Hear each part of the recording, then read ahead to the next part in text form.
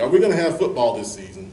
If we don't have football, what are the effects that we're going to face as coaches and administrators, and what are effects are our players going to face without no football if we don't have it? 20-something kids on my team. I think we as society have ingrained in our kids, especially in the black community, play football. That's your meal ticket, and we kind of built that up. And so now that it's possibly could be taken away, what do those kids have to, kind of fall on to? And we had this big conversation in the other morning, and we're like, all right, I'm a PE teacher. My D coordinator, he's a PE teacher. I said, well, the really change is going to lie, so to say, is, and not to say it's bad or good, but they see coaches that are biology teachers, and I actually happen to have one, or outside of it, because in reality, if football doesn't happen, and my gut feeling, I'm about 50-50. A couple weeks ago, yes. Last week, I was like, nah, we ain't playing. And kind of right now, I'm like, maybe. I think we're gonna do these workouts, and by September, it may be a short season. It may be something gonna give. But if they put the kids in school in some regard, then we're gonna play football in some form or fashion.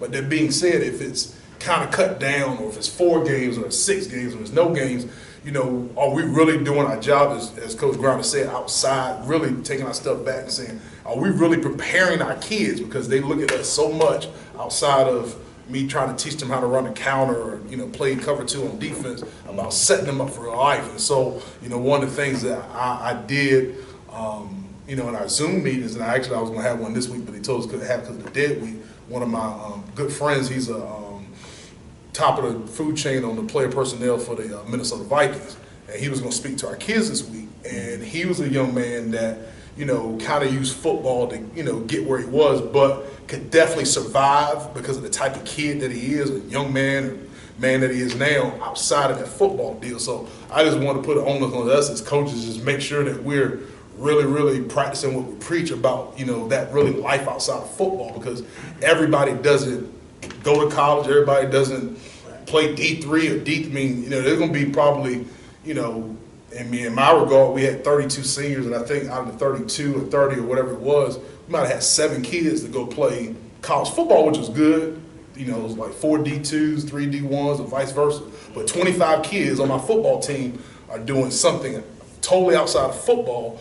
And I did feel in some regards I didn't do as much as I should have in trying to prepare those kids outside of it. So I said, all right, in this year, a little bit smaller class, I need to do a better job of making sure those kids understand that there is life outside of football. And I think this COVID, this, everything's going on is, maybe it's a wake-up call for society and life and everybody in general. Football ain't going to be around to save the day, every single time. What's going to be your real plan? We talk all the time. As far as life outside of football, I think our staff had a chance to see the impact we've made on some of our guys outside of football. Had a guy, he had about 8 offers. Talk to him, man, what you gonna do, what you thinking, blah, blah, blah. Make sure you text this coach back. Then we sat down with the college advisor in our office, and he's just like, Coach, I'm gonna be real. He was like, man, I don't want to go to school. I said, cool. I said, what you want to do? He said, I want to be a barber. And that was probably one of the, I'm going to say it was the happiest moment, but it was like, okay, somebody is seeing that, okay, football can be used as a tool.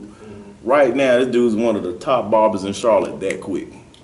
He is good. Saw him graduation with the drive up. He's already enrolled in barber school. He has plans in terms of opening a shop. I've talked to some of his barber mentors.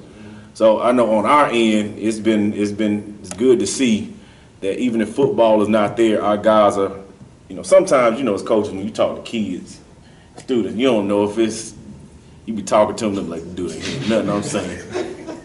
But then maybe like 4 years later, you see the aha moment. He's like, man, dude, why you waiting now? But, but as far as the season, we definitely hope there's a season, but, we definitely want everybody to be safe.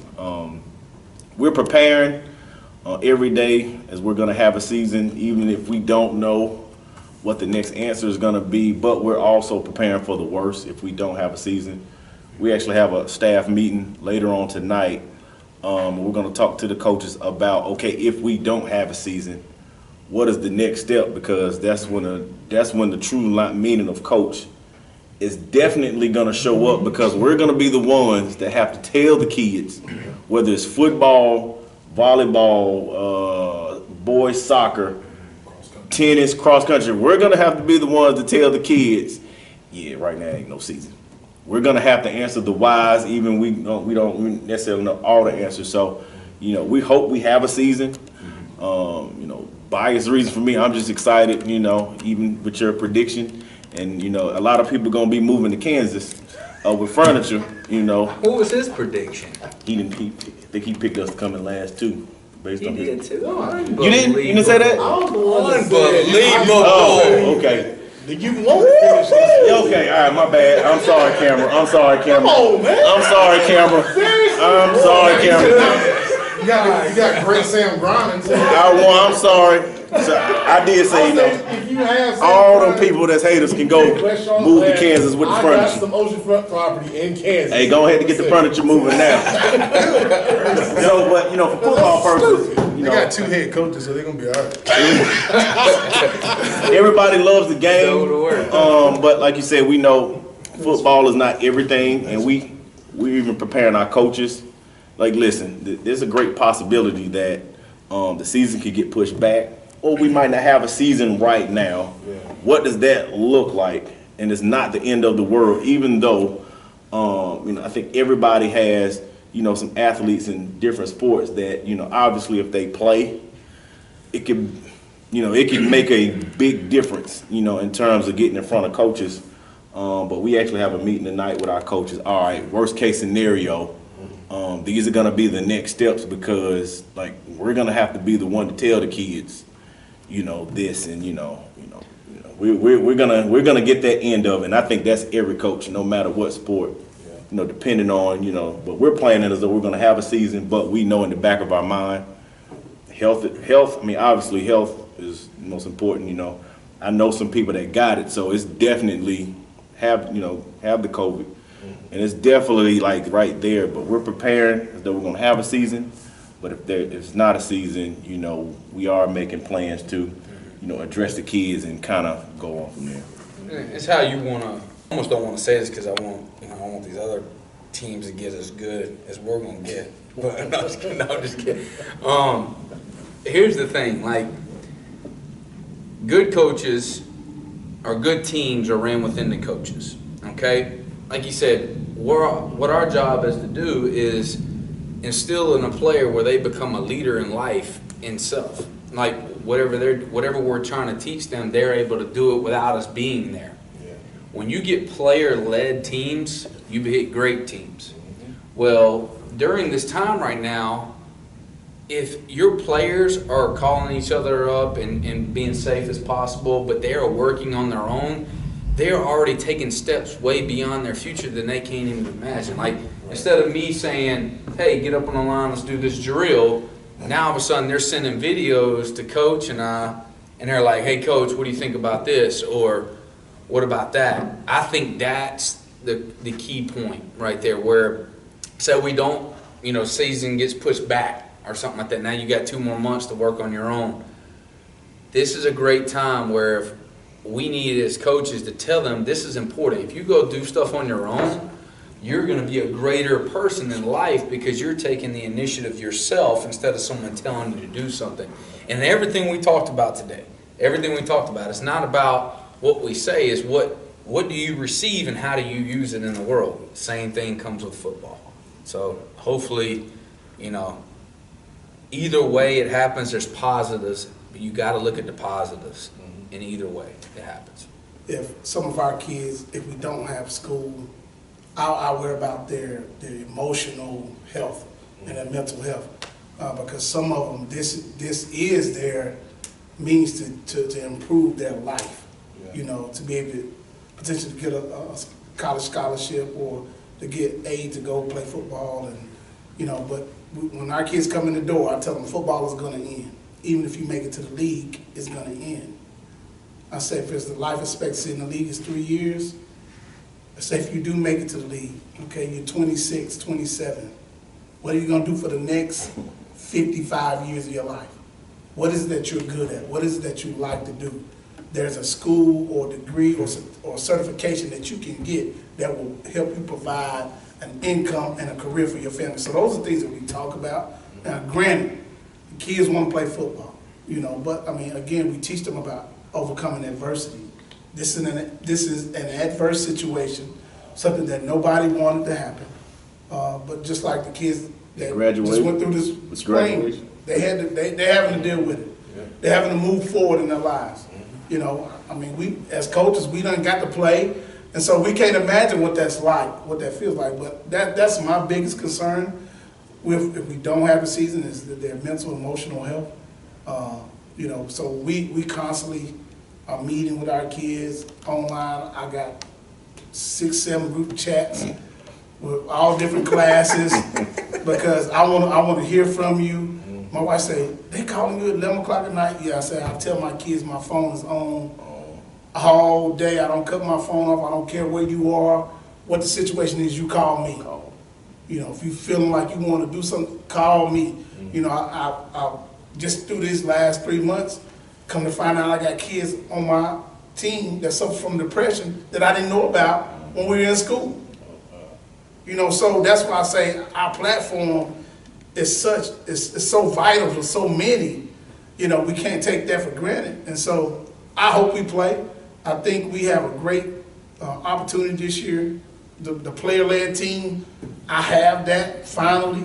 I've had some good talent since I've been in Rock River, but this will be my 4th year, and the kids that came in the door with me as freshmen, and they're working hard. They're doing those things like Coach said, calling each other, working, saying, Coach, we ready, blah, blah, blah. So I feel good about this team, but I feel good. I feel even better about them as young men going forward than I did now. Some of my other kids that have graduated, you know, I constantly call them that are in school, the ones that ain't playing ball.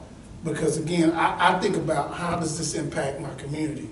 You know, so I want them guys to be good people. I told them, I said, what's going to be great for me is to get the wedding invitation, to see that first child, to see you walk across whatever stage you're going to walk across, you know. Yeah. And so I try to let them know football's going to end. It ends for everybody. You know, I know how much you love it.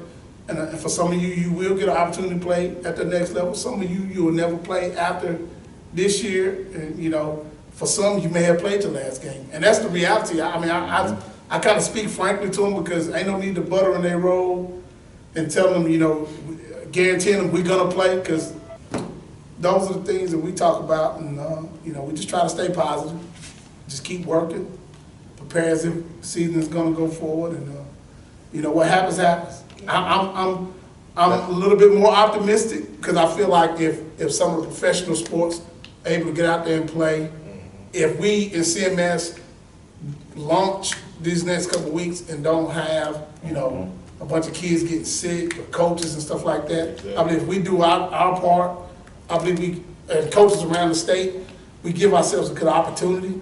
Doesn't guarantee it, but I think if we do our part, you know, I think there's a chance that we'll play this year. I am about my coaches, because just as much as our young people have the mental things that our coaches have to be dealing with, I look at my coaches as they have mental that they need to be dealt with. So I'll shoot them the text. I'll ask them how they're feeling or how things are going with them. How are they looking at it? Because even with the coach, the preparation up to a season, they put a lot into getting into a season. And, you know, we're just now bringing cross country back. You know, got a coach for that now. So it's a lot of things that they're excited about that's going to take a mental toll as well, because they're mental from their kids. Because my biggest thing is, I have to have an all-in coach that wants to build a program. I don't want anyone that's dealing with those. A lot of people got ulterior motives about themselves, because our kids here, that I know my kids, I know our kids are dealing with those things where if they don't get to school, that home life might, the school might be their break. Yeah. Since school has been out, just the whole point of talking to young people, just seeing how they function daily, has been tremendously a big burden on them for the mental aspect of what they need to go through, what they have to go through. So that goes back into the coaches. So, you know, are we going to have a season? of course, we hope that we have a season, but then it gets bigger from my point because it's like, well, I want us to have a great season, and I want us to do some great things. But if I can't get nobody in the stands, that changes another narrative for me for everything else. So it goes beyond that for me when you go past that. You get into the point of, are you going to be able to have a season? How are you going to do, and this is going into another subject, but how are you going to do with concessions? There's got to be pre-back. Will you be able to do this? So it gets a lot bigger, but like I always tell Coach, I'd rather be proactive than reactive. So like tomorrow we got walkthroughs, like everybody's mandatory walkthrough for all of our coaches, for all their teams. Let's look what this is going to look like the first day. Just set up as if they're coming today. And when you change and make people think outside the box, which we did by having a coaches clinic with football, just dealing with football by itself, to have those assistants realize that, okay, well, we're good. You can't do that.